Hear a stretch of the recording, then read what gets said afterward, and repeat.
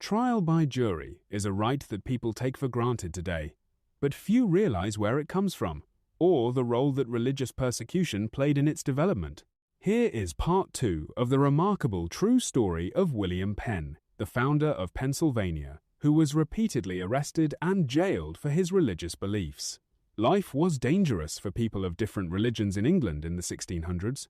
Church and state were united, and the Anglican Church suppressed religious dissent. The Conventicle Act made it a crime for anyone over the age of 16 to attend a non-Anglican religious service, and unapproved assemblies were capped at 5 people.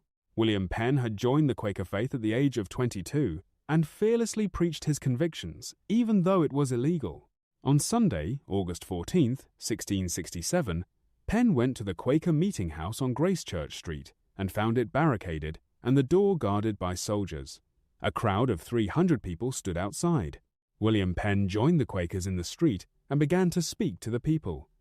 As he began to preach, angry soldiers tried to arrest him, but the people were too tightly pressed together.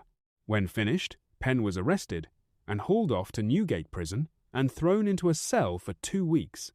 On September 3rd, Penn was taken before the court. Penn and the judge argued back and forth in front of the jury about the charges and the evidence, after which Penn was thrown into the bail dock, a pit in the ground used to hold prisoners.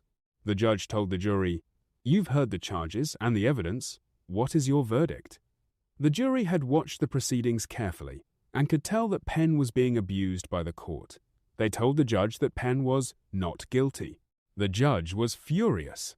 As punishment, he confined the jury all night in a room without food or water and told them to have a more acceptable verdict in the morning. But the next day, the brave jury returned to the judge once more and told him that Penn was not guilty. The judge, in a rage, ordered them confined again for another night, but the jury again declared Penn not guilty.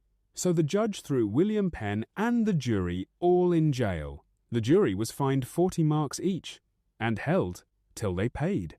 And it is out of this incredibly abusive process that we get the foundational decision called Bushell's case about the independence of the jury. There is much more to the incredible true story of William Penn. Like and subscribe so you don't miss part 3.